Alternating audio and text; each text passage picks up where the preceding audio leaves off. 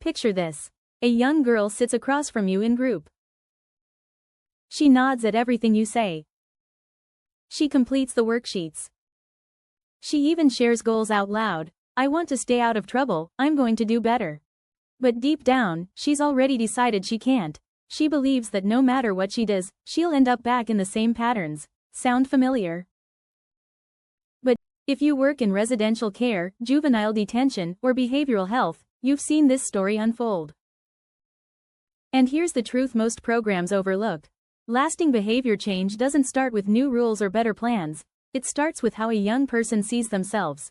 When a teen's self-concept, the way they see and define themselves, is rooted in shame, unworthiness, or failure, every new skill you teach has to fight uphill to take hold. They might say the right things, follow the plan, even stay incident-free, but unless their identity changes, their behaviors will eventually drift back to match the story they believe about themselves. This is why so many programs see short-term success but struggle with long-term outcomes. Because behavior isn't just about action, it's about identity. Here's where science gives us powerful insight. Our brains are constantly rewiring themselves, a concept known as neuroplasticity.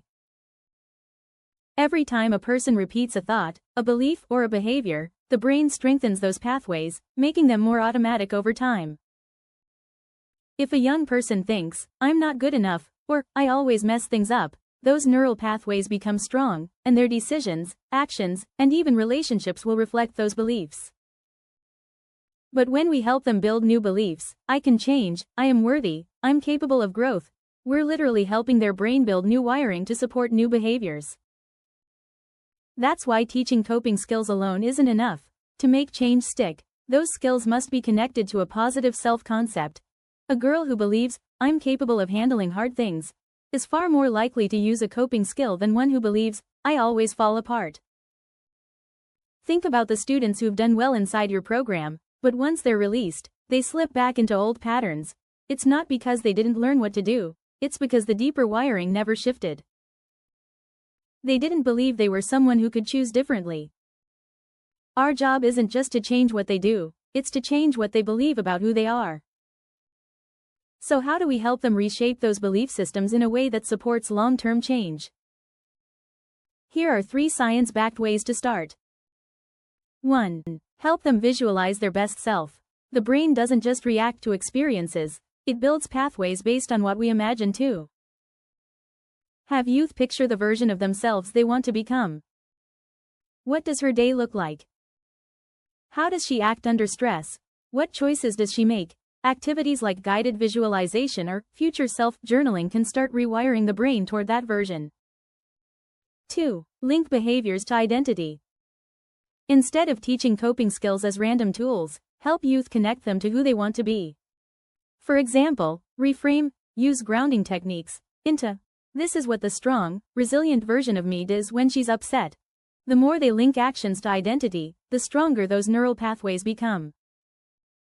3. Build daily self-worth practices.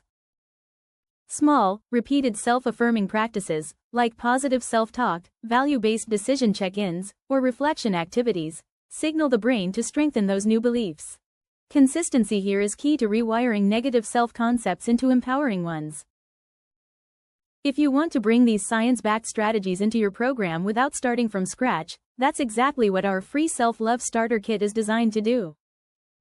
It includes self-reflection worksheets, group activities, facilitator scripts, and even a scenario game, all built to help youth rewire limiting beliefs, strengthen their sense of self-worth, and support lasting change.